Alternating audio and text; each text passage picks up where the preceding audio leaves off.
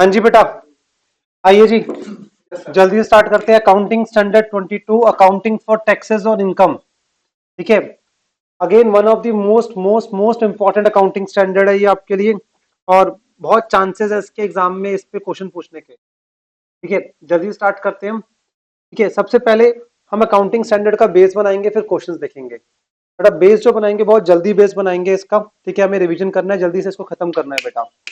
ठीक है, accounting standard 22। ठीक है, ये बेस्ड ऑन मैचिंग कॉन्सेप्ट है। क्या बेस्ड ऑन मैचिंग कॉन्सेप्ट है? पहले कॉन्सेप्ट बताता हूं मैं आपको।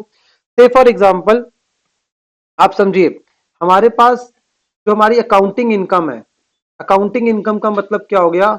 As per profit and loss या as per companies act accounting income है ₹5 लाख। और हमारी टैक्सेबल इनकम जो आ रही है, टैक्सेबल इनकम अलग होती है, राइट? आपको पता है, बिकॉज इनकम टैक्स के प्रोविजंस अलग होते हैं अकाउंटिंग प्रोविजन से।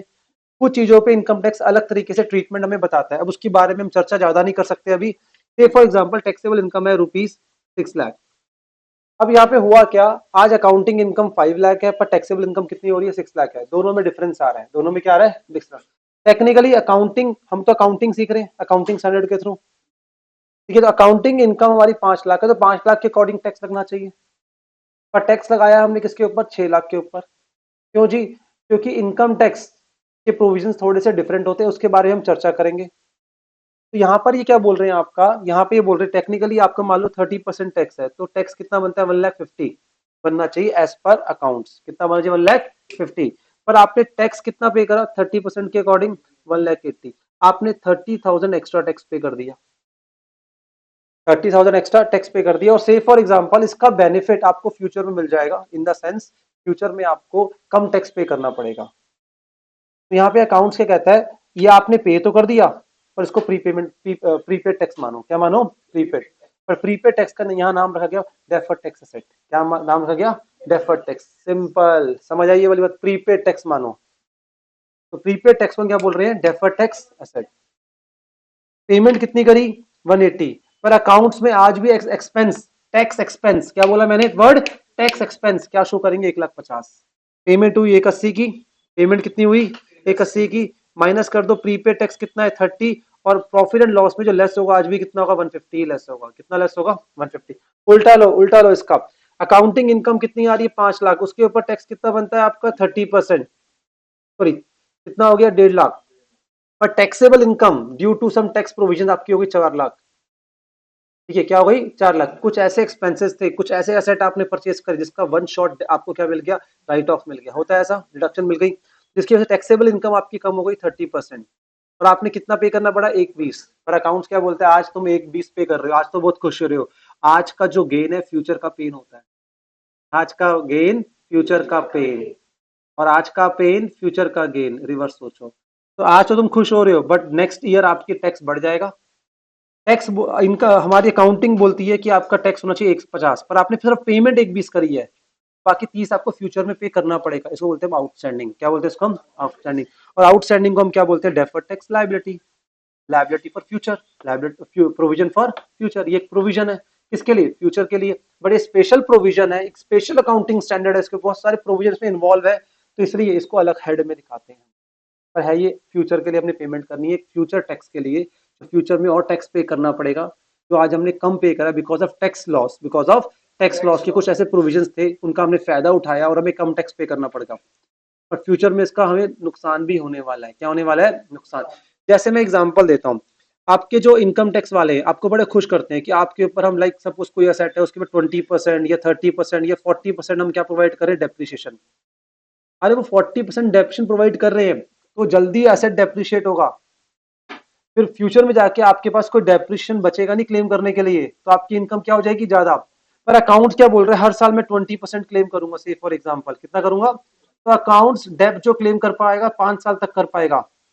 मैं एग्जांपल ले रहा हूं। पर इनकम टैक्स, मैं एग्जांपल दे रहा हूं, 40%, 40%, 20%, यहीं पे खत्म हो गया आके। तो 2 साल आपको अच्छा लग रहा था, थर्ड ईयर से आपको बुरा लगना स्टार्ट होगा, फोर्थ ईयर से, कि फोर्थ ईयर में अकाउंट्स के अंदर तो डेप्रिशिएशन होगा, पर इनकम टैक्स के अंदर कोई डेप्रिशिएशन नहीं होगा, तो टैक्सेबल इनकम इंक्रीज हो जाएगी। आई यू गेटिंग माय पॉइंट? तो रिवर्सल स्टार्ट होता है। क्या होता है इसका? रिवर्सल भी स्टार्ट इफेक्ट होता है।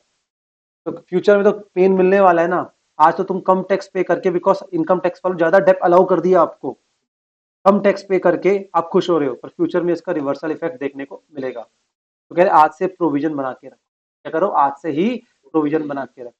बात समझ आई? तो इसको हम बोलते हैं डेफर्ड टैक्स लायबिलिटी। मैं बहुत ऊपर ऊपर से बता रहा हूँ, बहुत डीप में जाके नहीं बता सकता अभी मैं, ठीक है, पर मेरे ख्याल में अभी आपको ये वाले पॉइंट समझ आ गए। इस चैप्टर को पढ़ने के लिए कहीं ना कहीं आपको टैक्स की नॉलेज होना बहुत जरूरी है। डन। तो deferred tax asset, deferred tax liability basically क्या होता है, जो आज डेफर्ड टैक्स असेट मतलब आज आपने एक्स्ट्रा टैक्स पे कर दिया एज पर टैक्स लॉस में, कुछ प्रोविजन थे, बट फ्यूचर में क्या होगा, जब वो हमारी कंडीशंस पूरी होंगी, ठीक है, उसकी वजह से क्या, उसका टैक्स लायबिलिटी कम हो सकती है, क्या होंगी, कम। से फॉर एग्जांपल जो एम्प्लॉयर का शेयर ऑफ पीएफ है, हमने डिपॉजिट नहीं करा, तो उस केस के अंदर वो अभी हमें अलाउ नहीं होगा, क्या होगा, अभी अलाउ नहीं होगा, पर जिस ईयर में वो पे कर दूंगा उस ईयर में अलाउ हो जाएगा। आज उन्होंने इनकम टैक्स ने अलाउ नहीं करा, इसका मतलब आज हमारा टैक्सेबल प्रॉफिट बढ़ गया, उसकी वजह से प्रॉफिट हमारा इंक्रीज हो गया। और फ्यूचर में जब वो मैं पे कर दूंगा तो उस ईयर में, जिस ईयर में पे करूंगा उस ईयर में वो अलाउ कर देंगे।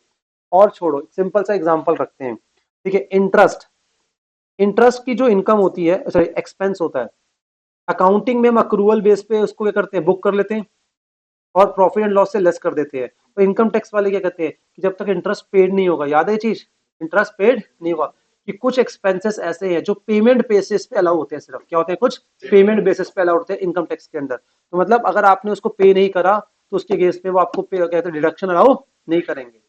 ये बात समझ आई?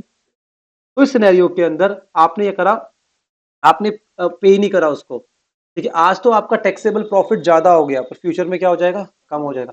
Same with provision for doubtful debt, provision for doubtful debt आपने आज प्रॉफिट एंड लॉस से लेस कर दिया, पर इनकम टैक्स प्रोविजन को मानता ही नहीं, और जब जिस ईयर में एक्चुअल बैड डेप्स होगा उस ईयर में आना हमारे।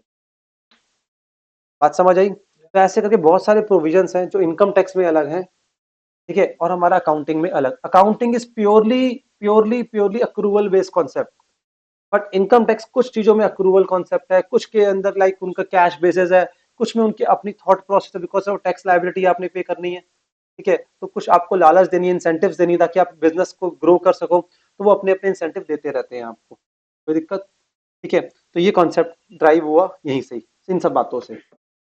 अब इस चैप्टर के अंदर सबसे पहले तीन चीजों का ध्यान रखना है, बड़ा अच्छे से मैंने डिफाइन कर रखा है, accounting income and taxable income. Accounting income as per accounts, as per companies act भी हो सकती है, as per account. Taxable income as per tax provision. कोई दिक्कत? पहले इन तीनों वर्ड्स को पढ़ो, अकाउंटिंग इनकम एंड क्या हो गया मेरे बच्चे, टैक्सेबल इनकम। उसके बाद टैक्स एक्सपेंस क्या होते हैं, ठीक है, टैक्स एक्सपेंस का मतलब, टैक्स एक्सपेंस आता है प्रॉफिट एंड लॉस के डेबिट साइड में। तो दो चीजें आती हैं इसके अंदर, करंट टैक्स जो आप एक्चुअल पे करने वाले हो, जो एक्चुअल आप क्या करने वाले हो, पे कर रहे हो इनकम टैक्स को, और एक आता है डेफर्ड टैक्स। क्या आता है मेरे बच्चे, डेफर्ड टैक्स। डेफर्ड टैक्स क्या है, tax effect of timing difference. अभी बात करूंगा difference. Deferred tax, deferred tax क्या है, ड्यू टू टाइमिंग डिफरेंस। अब टैक्सेबल इनकम और अकाउंटिंग इनकम में डिफरेंस आता है, क्या आता है मेरे बच्चे, डिफरेंस।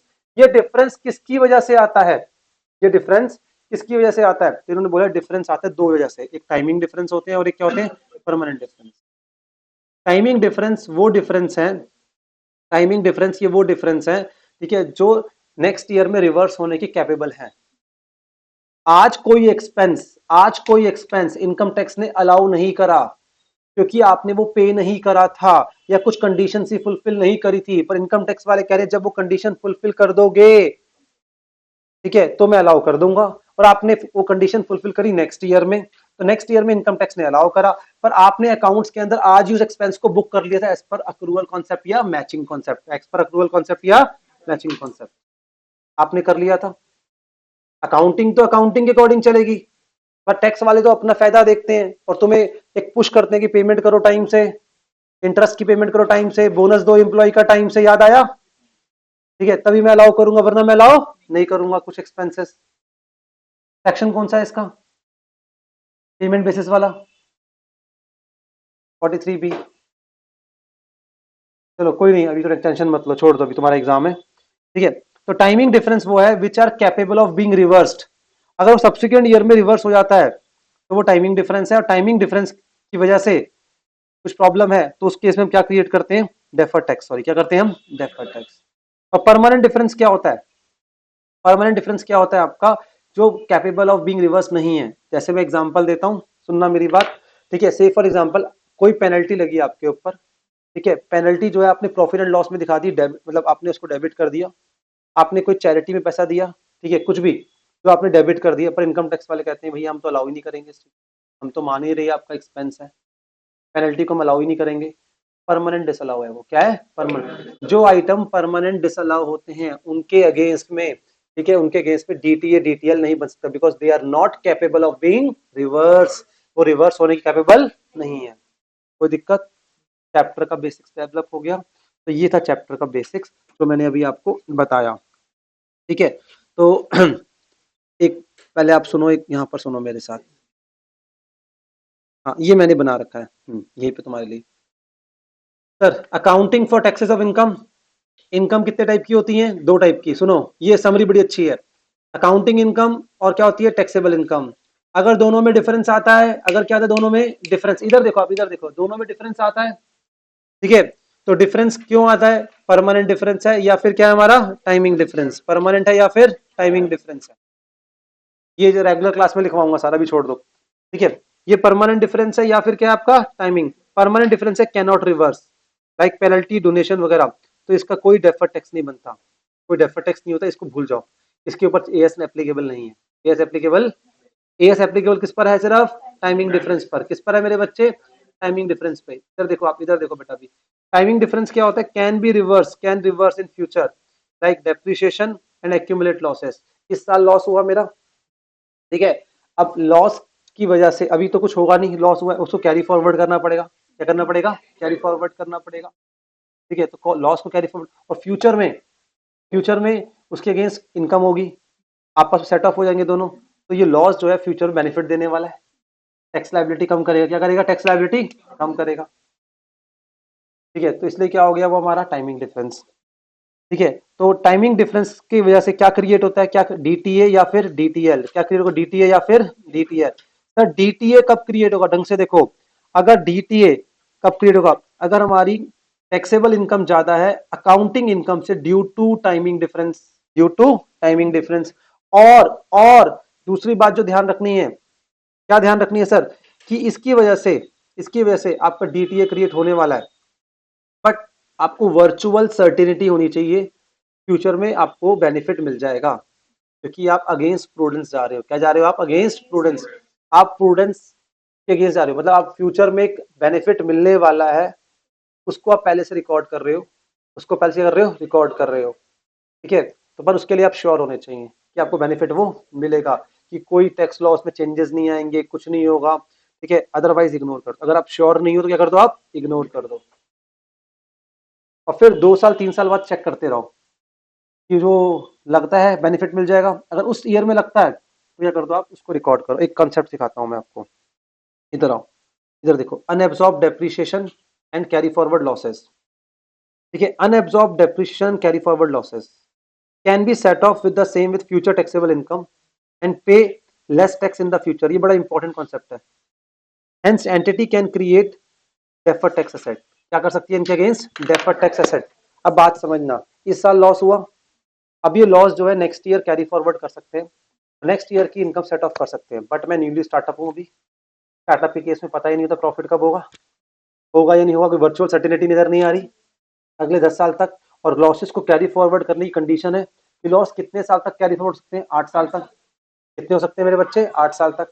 क्या आपको लगता है कि 8 साल के अंदर वो लॉस कैरी फॉरवर्ड कर लोगे, और कैरी फॉरवर्ड करके बेनिफिट ड्राइव कर लोगे? इफ यस तो डीटीए क्रिएट करो, अगर आपको लगता है नो तो डीटीए उसके अगेंस्ट क्रिएट मत करो। इस साल तो आपकी ये इन्फॉर्मेशन थी। सुनो मेरी बात, नेक्स्ट ईयर 2 साल बीते, 2 साल बाद आपकी कंपनी अचानक से कंपनी में बहुत अच्छा प्रॉफिट होना स्टार्ट हो गई, या फिर कंपनी में अच्छी सेल्स बढ़ गई, और आपको लगता है अगले 1-2 साल में प्रॉफिटेबल बन जाएगी कंपनी। क्या बन जाएगी? 2 साल पहले आपको लग रहा था कि 8 साल तक हम प्रॉफिट जनरेट कर नहीं पाएंगे, या फिर करेंगे या नहीं करेंगे, हम वर्चुअल सर्टेन नहीं थे, तो इसलिए हमने क्या क्रिएट नहीं करा? कोई डीटीए क्रिएट नहीं करा।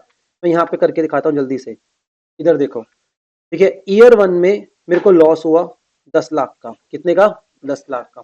पर उस ईयर में मैं सर्टेन नहीं था। क्या नहीं था? मैं सर्टेन नहीं था कि प्रॉफिट होगा या नहीं होगा, तो मैंने डीटीए क्रिएट नहीं करा। अब ईयर 2 बीता, ईयर 3 में आके मुझे थोड़ी सी होप जाग गई, और मुझे लगता है कि मैं कर लूंगा प्रॉफिट क्रिएट अगले 2-3 सालों में, और जब तक इसके 8 साल पूरे होंगे उससे पहले ही मैं क्या क्रिएट कर लूंगा, प्रॉफिट क्रिएट कर लूंगा और इस लॉस को सेट ऑफ करा पाऊंगा। लॉस सेट ऑफ मुझे अब उम्मीद है बहुत ज्यादा, वर्चुअल सर्टेन हो गया, इस ईयर में इसके अगेंस्ट में डीटीए क्रिएट कर लूंगा। बाद में भी कर सकते हैं, फ्यूचर में भी, क्योंकि लॉस का टाइम तो अभी कितना है, 8 साल तक है ना। अब उल्टा भी कर दो, ऐसा उल्टा सोचो, मैंने मैंने ठीक है, ईयर 1 में मुझे लगता था कि 2-3 साल बाद प्रॉफिट क्रिएट करेंगे, ओवर कॉन्फिडेंस में थे हम, और लॉस को सेट ऑफ कर लेंगे, तो मैंने डीटीए क्रिएट कर लिया। क्या कर लिया मैंने, डीटीए क्रिएट। पर 2 साल बाद मुझे लग रहा है इस कंपनी का तो कुछ नहीं होने वाला, अभी कोई प्रॉफिट वगैरह क्रिएट नहीं कर पाऊंगा, तो जो डीटीए मैंने क्रिएट करा उसको रिवर्स कर दो। क्या कर दो, उसको रिवर्स कर, ये भी ऑप्शन है रिवर्सल का। डीटीएल क्यों करेंगे, अभी पेमेंट थोड़ी करनी है किसी को अपने आगे फ्यूचर, वो तो बेनिफिट जो मिलने वाला था नहीं मिलेगा, बस इतना पता है हमें। अब समझ आया ये चीज, कोई दिक्कत, बस यही था आपका। ऑल वेल, समझ आ गया चैप्टर, एकदम बेसिक्स, चैप्टर का बेसिक सच में यही था आपका। ठीक है, तो डेफर टैक्स असेट का ये मैंने पहले बता दिया, रीअसेसमेंट ऑफ अनरिकॉग्नाइज्ड अभी बताया मैंने आपको, बड़ा अच्छे लॉजिक के साथ बताया। और या फिर जो पहले आप बना रखे हो उसको फिर दोबारा रिव्यू करो, क्या करो, उसको बार बार रिव्यू करो, और आपको लगता है कि वर्चुअल सर्टेन नहीं है वो, तो क्या करो, उसको राइट डाउन कर दो। क्या कर दो, उसको आप राइट डाउन। और फ्यूचर में लगता है आपको रीजनेबल सर्टेनिटी आ गई तो रिकॉग्नाइज करो, किस ईयर में, जिस ईयर में आपको लगता है, जिस ईयर में आपको लगता है उस ईयर में क्रिएट करोगे अपना डीटीए।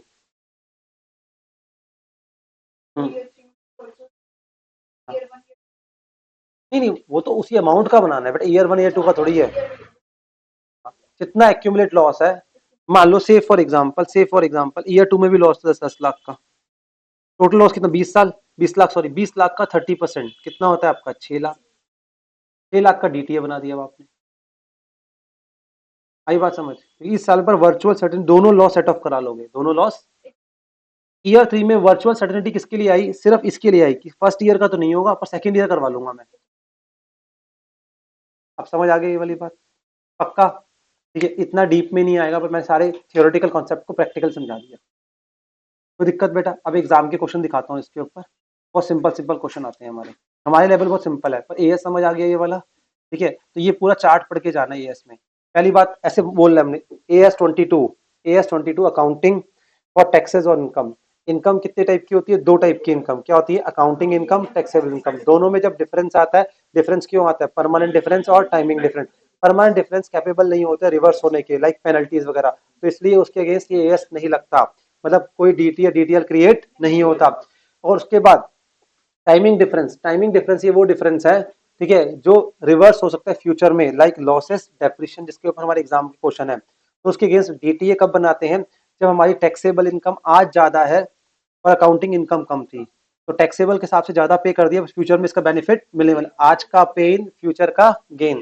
ठीक है, तो इसलिए इसके ऊपर क्या बनाएंगे हम, डीटीए बनाएंगे, but we should be virtually certain. If there is no virtual certainty तो हमें डीटीए क्रिएट नहीं करना चाहिए। बट अगर हमने पहले से क्रिएट कर दिया था तो उसको रिव्यू करते रहो, अगर हमारा हमारा जो प्रोविजन है गलत हो गया तो वापस रिवर्स कर दो। और हमने पहले क्रिएट नहीं करा था पर बाद में लगता है कि हाँ हम बेनिफिट ले लेंगे, तो क्रिएट बाद में भी कर सकते हो, बाद में भी कर सकते हो। ये सारी अकाउंटिंग और टैक्सेशन की नॉलेज मिक्स होकर काम चलेगा इसमें। ठीक है, डीटीएल तो भाई डीटीएल है ना, हमें फ्यूचर लॉस के लिए प्रोविजन बना रही है, इसमें क्या सोचना, इसमें क्या चेक करना, वर्चुअल सर्टेनिटी, इसको क्रिएट करो provision, profit and loss to DTL, और ये DTA to profit and loss, जो ये हम क्रिएट करते हैं। ठीक है, टैक्स एक्सपेंस कैसे निकालते हैं, इधर देख लो, टैक्स एक्सपेंस कैसे निकालते हैं, देख लो, tax expense is equal to current tax, क्या होता है, करंट टैक्स, ओहो भाई ज्यादा हो गया, करंट टैक्स माइनस डीटीए, या फिर करंट टैक्स प्लस डीटीए, ये टैक्स एक्सपेंस होता है। क्या होता है मेरे बच्चे, ये टैक्स एक्सपेंस। कोई दिक्कत, पक्का जी। तो अब समझ आ गया ये चीज, आइए जी, अब ये चीज हो गई यहां तक, तो ऊपर मैंने ये भी समझा दिया कॉन्सेप्ट, और ये वाला कॉन्सेप्ट भी आपको समझा दिया। अब आ जाओ, इसी के बेस पे क्वेश्चन सॉल्व हो सकते हैं। ये एएस का बेसिक्स था, इन डेप्थ बताया मैंने, ऐसा नहीं कि मैंने ऊपर ऊपर से बताया, बस उतना बताया जितना एग्जाम की शायद नीड हो जाएगी आपकी। अगर हम इसको आराम से पढ़ेंगे तो बहुत सारी इनकम टैक्स प्रोविजन है सारे के सारे, बट हम देखते हैं जो अभी तक क्वेश्चन आया उसके बेस पर। हम आईसीआई के मॉड्यूल के क्वेश्चन कवर करते हैं, ये नए नए एएस हैं बेटा, मुझे लगता नहीं बहुत डीपली आपके साथ जाके बहुत इन डेप्थ चेक करेंगे, वो टैक्स बच्चे को वैसी दिक्कत करती है और ये ऊपर से दे देंगे डेप्थ में। तो फर्स्ट पेपर में बच्चा टेंशन में आ जाएगा। अकाउंटिंग रिकॉर्ड के हिसाब से प्रॉफिट कितना है, डेप कितना है, सॉरी डेप कितना है 2 लाख। इनकम टैक्स के अकॉर्डिंग डेप कितना है 5 लाख। अरे बहुत खुश हो रहे हो, 5 लाख का क्लेम मिलेगा, पर असेट तो भाई मान लो अगर असेट हमारा 10 लाख का ही है तो तुम फर्स्ट ईयर में पूरा क्लेम ले लो, मेरा क्या जा रहा है, फिर नेक्स्ट ईयर में क्लेम नहीं मिलेगा ना। एग्जाम्पल दे रहा हूँ, अगर तुमने 10 लाख को 5-5 लाख में डिवाइड कर लिया तो 2 साल में खत्म डेप आपका, थर्ड ईयर में थोड़ी मिलेगा फिर। ठीक है, और पर अकाउंट क्या करेगा, 2 लाख 2 लाख 2 लाख 5 साल तक लेगा। तो पहले 2 साल तो तुम्हें अच्छा लग रहा होगा, पर थर्ड ईयर से रिवर्स हो जाएगा, थर्ड ईयर से रिवर्स। कॉन्सेप्ट क्लियर हुआ ये, तो इसको कहते हैं हम टाइमिंग डिफरेंस। और साथ में unamortized expenses as per tax record. ठीक है, मतलब अकाउंट्स में हम अमोर्टाइज कर चुके हैं पर अभी तक इनकम टैक्स में अमोर्टाइज नहीं करा, इनकम टैक्स इसका बेनिफिट दे रहा है। क्या दे रहा है, इसका बेनिफिट दे रहा है। There is adequate evidence future profit sufficiency, future में प्रॉफिट है। ठीक है, और डेप्रिसिएशन जो है एडजस्ट होगा, बिकॉज डेप्रिसिएशन एडजस्ट होता ही कब है, जब आपके पास सफिशिएंट प्रॉफिट होता है, वरना अनएब्जॉर्ब रहता है वो। क्या रहता है, वरना अनएब्जॉर्ब। प्रॉफिट होगा और इस डेप को हम एडजस्ट कर लेंगे। How much net deferred tax asset और liability should be recognized, tax rate कितना है 50%। फर्स्ट ईयर में जो हमारा डिफरेंस आया वो डिफरेंस कितने का आ गया मेरा बच्चा, 3 लाख का। ठीक है, ये टाइमिंग डिफरेंस है क्या मेरे बच्चे, बिकॉज ये कैपेबल ऑफ बीइंग रिवर्स्ड है। क्या कैपेबल ऑफ बीइंग रिवर्स। ठीक है, अब उसके बाद आज आपका बहुत ज्यादा टैक्स, आपने बहुत ज्यादा डेप क्लेम करा, इनकम टैक्स के अंदर आपका प्रॉफिट कम हो गया होगा। इनकम टैक्स में अगर एक्सपेंस ज्यादा दिखा रहे हो तो प्रॉफिट कम हो जाता है। ठीक है, पर इसका इफेक्ट फ्यूचर में देखने को मिलेगा। तो आपको एक डेफर्ड टैक्स लायबिलिटी क्रिएट करनी चाहिए, कितने की, 1.5 लाख की। कितने की, 1.5 लाख की। और ऑन दी अदर हैंड कोई ऐसा एक खर्चा है जो इनकम टैक्स के अकॉर्डिंग हमें अभी उसका डिडक्शन मिलनी है, मिली नहीं, मिलनी है। आई बात समझ, तो ये क्या हो गया, रिवर्स हो गया ये। अब क्या बोलेंगे इसको, यहाँ पे 30,000 का क्लेम जो इनकम टैक्स में मिलेगा, जो अकाउंटिंग में नहीं है। क्या नहीं है, जो अकाउंटिंग में नहीं है, ये बोला उन्होंने एज पर टैक्स रिकॉर्ड, तो हम एज्यूम करेंगे अकाउंटिंग में एक्सपेंस नहीं है। अगर दोनों में एक्सपेंस होता तो बेनिफिट किस चीज, एक में है एक में नहीं है, तभी डिफरेंस आएगा। ठीक है, तो ये हमें क्लेम करने को मिलेगा 30,000 का, तो इसका क्या बेनिफिट मिलेगा, तो टैक्स असेट, तो इसके ऊपर 30%, कितना 15। नेट डेफर्ड टैक्स लायबिलिटी कितनी की हो गई, 1,35,000। आई बात समझ। ठीक है, मैं फिर बोलूंगा। ठीक है, अगर आपने बिल्कुल ये अकाउंटिंग स्टैंडर्ड नहीं करा हो, जितनी भी बातें बता रहा हूँ बस देख के चले जाओ, हो सकता है काम बन जाए। मैं हो सकता है कह रहा हूँ, मैं कोई ऐसे कोई स्टैंप मार के नहीं दे रहा हूँ, बट स्टिल ये पास प्रोबेबिलिटी की वजह से करवा रहा हूँ सारी। ठीक है, अब समझ आया ये वाला क्वेश्चन, पक्का जी। अब आओ नेक्स्ट क्वेश्चन, अब आ जाओ। Y limited a full tax free enterprise is a full tax free for first 10 year. Okay, बड़ा अच्छा पॉइंट है ये, of its existence and is in the second year of its operation. अभी हम second year में, 10 साल तक तो टैक्स लगना ही नहीं है हमारे ऊपर, तो टैक्स का तो कॉन्सेप्ट ही नहीं है। तो डीटीए डीटीएल कब लगेगा, जब टैक्स का कॉन्सेप्ट होगा। पहले 10 साल तो टैक्स लगना ही नहीं है हमारे ऊपर, राइट और रॉन्ग।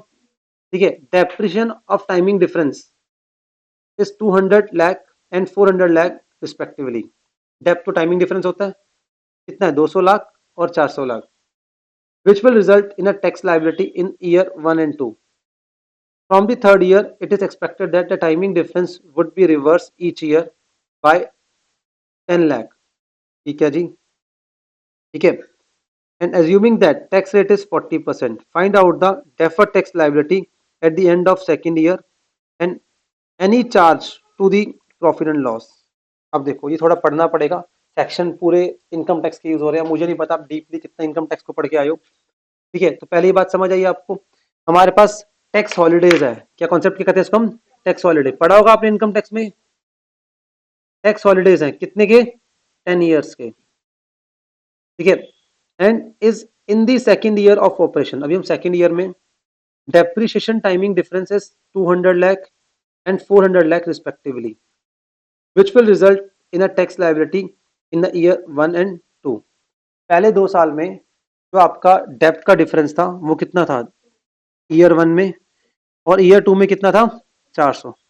तो टेक्निकली क्या होगा, ये इनकम टैक्स में ज्यादा डेप होगा और हमारी अकाउंटिंग के अंदर कम डेप होगा। अगर हमने टैक्स पे नहीं करना तो doesn't mean the return file नहीं करनी, रिटर्न तो फाइल करेंगे। ठीक है, तो ये चीज हो गई। आइए जी, अब क्या है, पहले 2 साल तक तो ये डेप ज्यादा था एज पर इनकम टैक्स, उसके बाद रिवर्स होना स्टार्ट हो जाएगा, उसके बाद क्या होगा, रिवर्स इफेक्ट। ठीक है, थर्ड ईयर से it is expected that timing difference would be reverse by 10 lakh each. हर साल 10 लाख का रिवर्सल देखने को मिलेगा। कोई दिक्कत? Assuming tax rate of 40%। ठीक है जी, अब इसको पढ़ते हैं जल्दी से। As per AS 22 accounting for taxes और income defer tax in respect of timing difference which is originate during the tax holidays। ये पढ़ना है कोई भी डेफर टैक्स जो ओरिजिनेट कर during the tax holiday and reverse during the tax holiday period should not be recognized to the extent deduction from the total income of enterprise is allowed during the tax holiday period as per provision section 10A and 10B of income tax act। अभी मैं इसकी बात नहीं कर रहा हूं, आपको section को मेंशन नहीं करना वहां पे, बस क्या समझना है, ये बात समझनी है आपको। कोई भी आपका दैट इज आपका कोई भी रिवर्सल आ रहा है, क्या आ रहा है, कोई भी रिवर्सल टैक्स हॉलिडे पीरियड के अंदर, तो उसके अगेंस्ट में आपको कोई भी प्रोविजन क्रिएट करने की जरूरत नहीं है।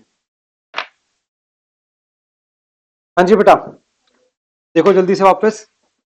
ठीक है जी, तो इन शॉर्ट की स्टोरी यही है कि आपके जो डेप्रिसिएशन है इनकम टैक्स के अकॉर्डिंग आपका 2 साल तक ज्यादा लग गया था, 2 साल के बाद वो रिवर्स होगा, बट बचे हुए जो आपके पास 8 साल है, 8 साल में तो आपके ऊपर कोई टैक्स लगना ही नहीं है। ठीक है, तो 8 साल के अंदर जो रिवर्सल होगा उसका कोई टैक्स इंपैक्ट आने वाला नहीं है, तो उतने पार्ट तक के रिवर्सल को हम इग्नोर करेंगे। क्या करेंगे? इग्नोर। उसके अगेंस्ट में DTL या DTA क्रिएट नहीं होता, ऐसे बोल सकते हैं। बस नीचे ये लिखा होगा, जल्दी से देखते हैं हम।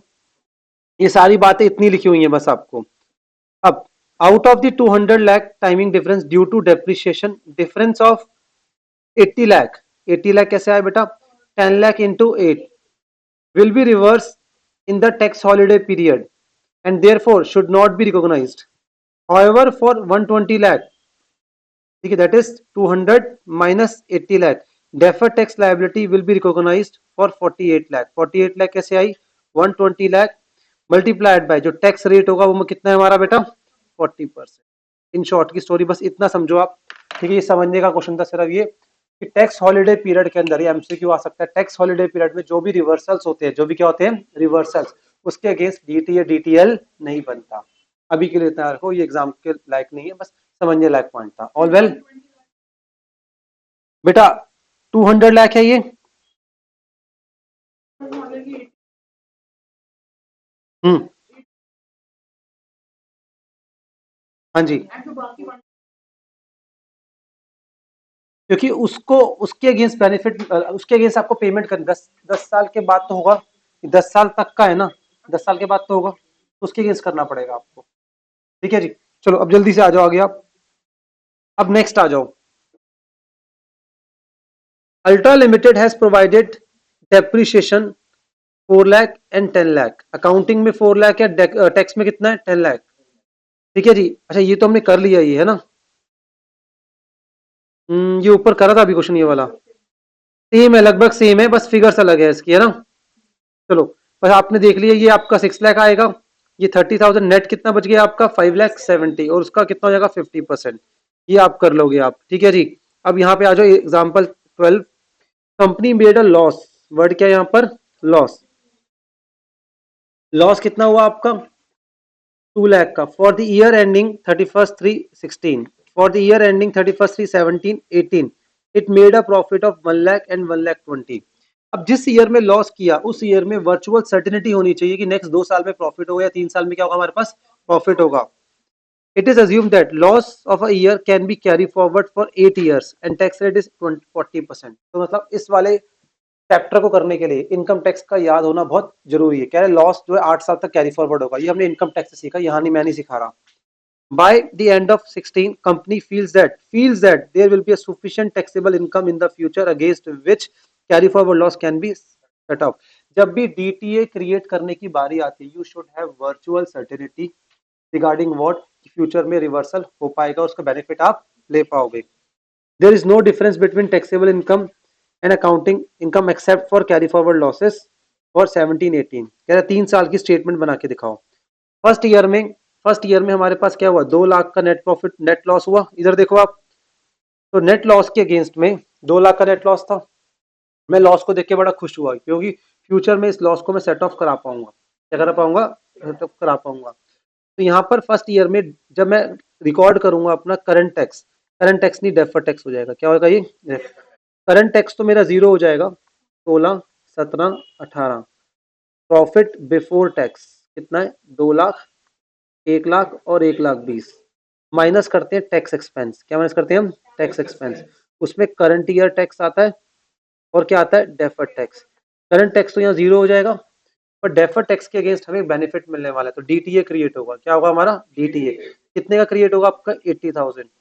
कैसे आया 80? बिकॉज टैक्स लाइबिलिटी हमारी कितनी है, सॉरी टैक्स रेट कितना है हमारा? 40%। ठीक है, तो डेफर्ड टैक्स असेट है। तो यहां से जो लॉस मुझे 2 लाख का दिख रहा है, पर उसके अगेंस्ट बेनिफिट मिलने वाला है 80 का, तो प्रॉफिट आफ्टर टैक्स कितना रह गया मेरे पास? 1 लाख। लॉस आफ्टर टैक्स कितना हो गया? 1,20,000। तो फर्स्ट ईयर में इस तरीके से प्रेजेंटेशन जाएगी हमारी। टैक्स एक्सपेंस के अंदर डेफर टैक्स दिखाऊंगा मैं 80 का। अब सेकंड ईयर में आ जाओ आप। सेकंड ईयर में 1 लाख का प्रॉफिट है। 1 लाख के प्रॉफिट के ऊपर टेक्निकली मेरा जो टैक्स बनता है 40,000 बनता है। कितना बनता है? 40,000। बट करंट टैक्स मेरा 40,000 बनता है। कितना बनता है? 40,000। क्या मैं 40,000 पे करूंगा? नहीं करूंगा, क्योंकि ये जो मेरा प्रोविजन है ना, इसको मैं रिवर्स मारूंगा। क्या करूंगा? इसको मैं रिवर्स मारूंगा। आई बात समझ? जो प्रोविजन है मेरा क्या हो जाएगा? रिवर्स। तो टेक्निकली जो टैक्स है उसको पे ही नहीं करना पड़ेगा इनकम टैक्स वालों को। क्या नहीं करना पड़ेगा? पे नहीं, क्योंकि मैंने प्रोविजन अपना रिवर्स कर दिया। 2 लाख में से 1 लाख का तो मैंने, 2 लाख का लॉस था, 1 लाख का लॉस सेकंड ईयर में सेट ऑफ हो गया। तो करंट ईयर में कोई टैक्स पे नहीं होगा। और करंट टैक्स क्या होता है? Amount paid to income tax. वो तो जीरो है ना यहाँ पे, वो यहाँ पे भी क्या है? जीरो। तो ये 40,000 रिवर्स हो गया। ठीक है, तो यहाँ पे कितना बच गया? 60। देखो, टैक्स बनता 40,000 ही है, पर पेमेंट नहीं होगी। क्या नहीं होगी? पेमेंट। तो प्रॉफिट आफ्टर टैक्स 60 आया। देखो, as per income tax, as per accounts, पर तरीका अलग था दिखाने। अगर ये डेफर्ड टैक्स का कॉन्सेप्ट ना होता, से फॉर एग्जांपल, ठीक है, तो मैं टैक्स पे करता नॉर्मली, और यहाँ पे होता ये। चलो नेक्स्ट आ जाओ। अब थर्ड ईयर में कितना लॉस सेट ऑफ हो पाएगा मेरा? ठीक है, तो अब लॉस लास्ट ईयर 1 लाख का हो गया, अब यहाँ पे भी 1 लाख का सेट ऑफ होगा। बाकी बचा 20,000। 20,000 तो टैक्स पे करना पड़ेगा। कितना? 40%। कितना हो गया? 8,000। कितना आएगा ये? 8,000। कोई दिक्कत? ठीक है, और 8,000 प्लस साथ में इसमें से जो रिवर्सल हुआ, वो रिवर्सल कितना हुआ? 40। टैक्स बनता कितना है? 1,20,000 का 40% कितना बनता है? 48 ही बनता है। बस 48 पे नहीं करा हमने। पे कितना करा? सिर्फ 8,000 करा। बाकी रिमेनिंग जो बेनिफिट मिला, क्या मिला हमें? जो डेफर्ड टैक्स हमने क्रिएट करा था, उसका जो प्रोविजन है वो रिवर्स हुआ। प्रोविजन क्या हुआ? रिवर्स। तो यहाँ पे भी अब वापस कितना आ गया आपके पास? बाहर जो देखोगे 72 आएगा। कितना आएगा? 72। सेकेंड ईयर में, हाँ करंट ईयर, हाँ पे ही नहीं करा हमने, वो सेट ऑफ हो गया। क्या हो गया हमारा? बनता था 40, और हमारे पास उसके अगेंस्ट क्या प्रोविजन था? ऑलरेडी क्या था हमारे पास? वो प्रोविजन कैसे क्रिएट करा था हमने? एक्यूमुलेट लॉस से। कैसे करा था हमने? एक्यूमुलेट लॉस से। आप समझो ये, इसको हम जो ऐसे करते हैं, इसको मैचिंग कॉन्सेप्ट कहते हैं। अकाउंटिंग की मैचिंग खराब नहीं होनी चाहिए। अकाउंटिंग की मैचिंग खराब नहीं होनी चाहिए।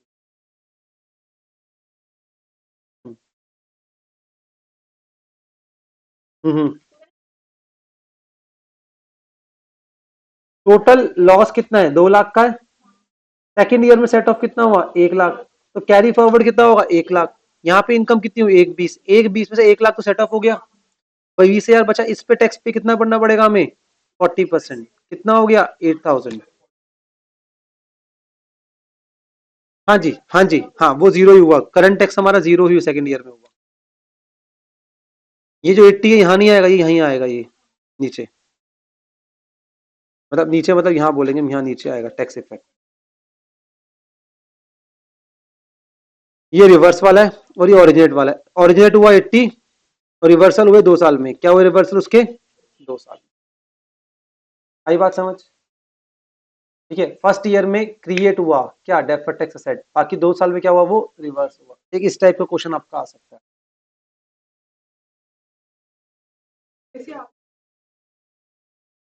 चलो जी, नेक्स्ट आ जाओ। बस ये एग्जाम क्वेश्चन है। ठीक है, ये एएस की हमारी रिवीजन हो गई जल्दी से। अब इस क्वेश्चन को आराम से देखते हैं। ये क्वेश्चन सितंबर में आया था बेटा आपका। हाँ, सितंबर में क्वेश्चन आया था, सितंबर 24। पर एएस का ओवरव्यू मिल गया आपको ऊपर से। ठीक है जी, आइए। Delta limited is working on different projects, those are likely to be completed within 3 years period. It recognizes revenue from these contract on percentage of completion basis. एक कंपनी है, ठीक है, उनको एक रेवेन्यू मिलती है, वो रेवेन्यू कैसे रिकॉग्नाइज करते हैं? परसेंटेज ऑफ कंप्लीशन बेसिस पे। उन्होंने रेवेन्यू 34 लाख 50 और 65 रिकॉग्नाइज करी। इनकम टैक्स कहता है नहीं, आप ऐसे नहीं करोगे। It has adopted completed contract method, जिसके अकॉर्डिंग रेवेन्यू बन रही 30 लाख 52 लाख एंड कितनी हो गई हमारी 67 लाख। अब आ जाओ, अकाउंटिंग ने रेवेन्यू ऐसे ऐसे रिकॉग्नाइज करी, 34 लाख 50 लाख 65 लाख। इन शॉर्ट की स्टोरी यही है। टैक्सेबल इनकम कहती है कि हमारी रेवेन्यू कैसे होगी, ठीक है, 30 लाख 52 लाख 67 लाख। हम मानेंगे कोई एक्सपेंस, हाँ जी, ऑब्वियस सी बात, ऊपर देर का दोनों as per income as per account. In short है, इन शॉर्ट बोलूं मैं आपको, ओहो, इन शॉर्ट बोलूं मैं आपको जी, ये हमारा टैक्स अकाउंटिंग प्रॉफिट है और ये क्या है हमारा टैक्सेबल प्रॉफिट है। इन शॉर्ट की स्टोरी यही है, पर दोनों एट लास्ट जाके सेम हो रहे हैं। लास्ट में क्या हो रहे हैं? सेम। फर्स्ट ईयर में अकाउंटिंग प्रॉफिट आ रहा है 34 लाख, पर टैक्सेबल प्रॉफिट कितना है 30 लाख। हम बड़े खुश हो गए, भैया हमें टैक्स कम पे करना पड़ रहा है, पर सोच के देखो ना, फ्यूचर में तो रिवर्स होगा। आज आपका टाइमिंग डिफरेंस 4 लाख का है, कोई दिक्कत नहीं है, ठीक है। अब टाइमिंग डिफरेंस का बैलेंस भी इन्होंने 4 लाख लिखा, कोई इशू नहीं है। डेफर्ड टैक्स 4 लाख के ऊपर कितना टैक्स रेट था बेटा? 30%। 30% हो गया। अब इन्होंने बोला compute the amount of deferred tax asset या liability and total tax expense for the year 3 साल का। पहले इन्होंने डेफर्ड टैक्स क्रिएट करा, इस फर्स्ट स्टेटमेंट में क्या करा उन्होंने? क्रिएट। अब सेकंड ईयर में टाइमिंग डिफरेंस जो है रिवर्स हो गया। अकाउंटिंग इनकम कितनी है? 50 और टैक्सेबल इनकम कितनी? 52। तो 4 लाख की जो फर्स्ट ईयर में सेविंग थी, वो नेक्स्ट ईयर में क्या हो गया? रिवर्स हो गया। उससे नेक्स्ट ईयर में 2 लाख रिवर्स हो गया।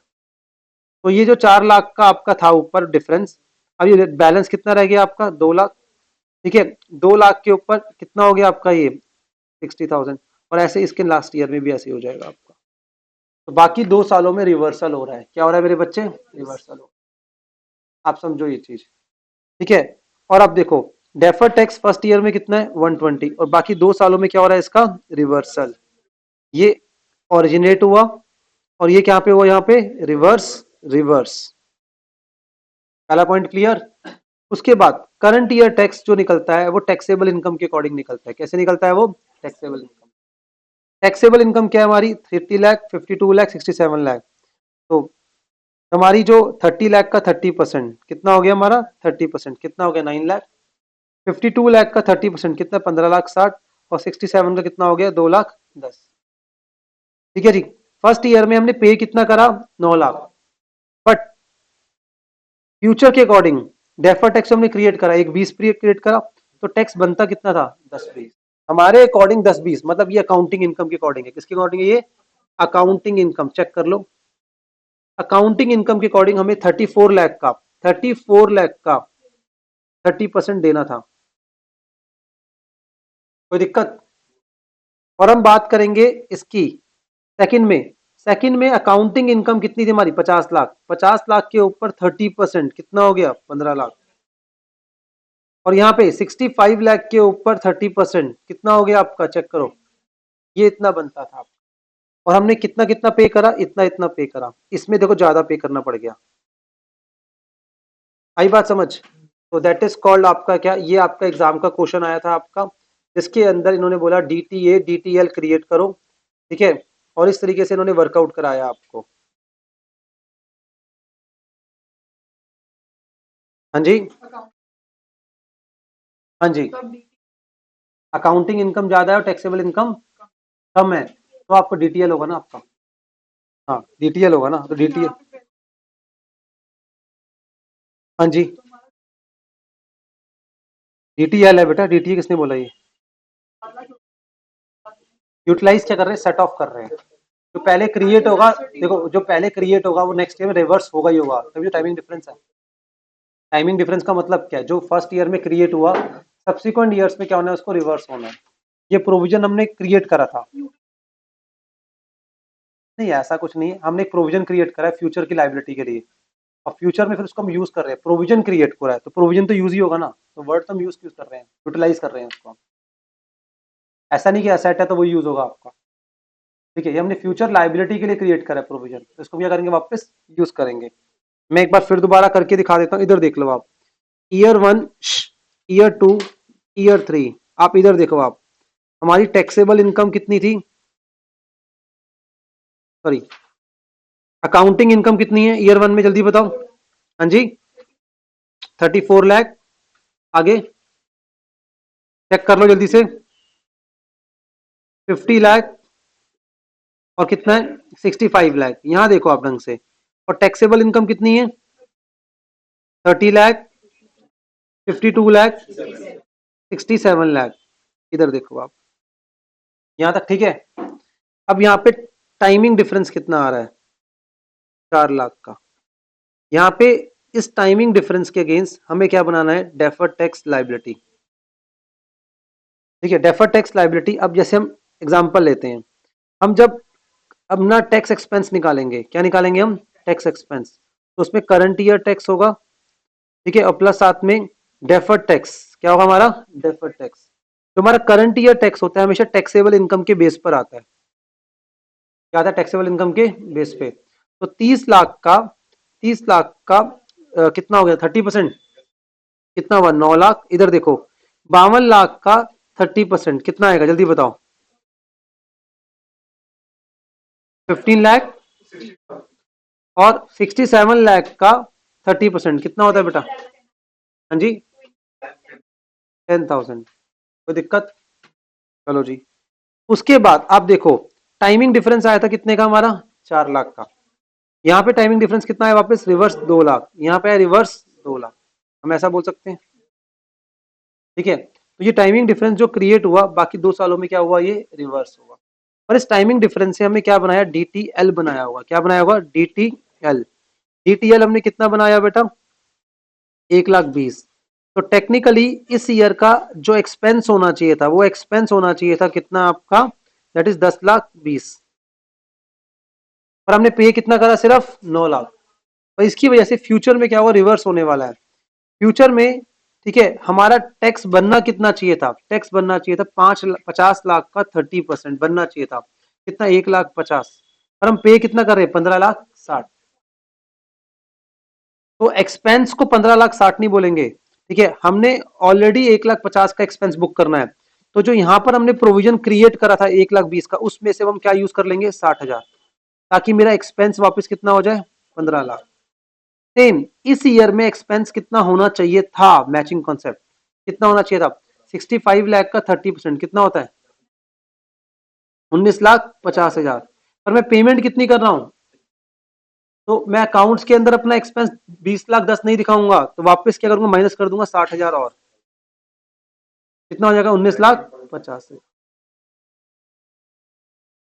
क्यों बेटा, आप देखो ना आप, 2 लाख 2 लाख हो गया ना ये, इसी को रिवर्स करा, 2 लाख का 30%, 2 लाख का 30%। अब समझ आ गया ये, पक्का जी, ठीक है।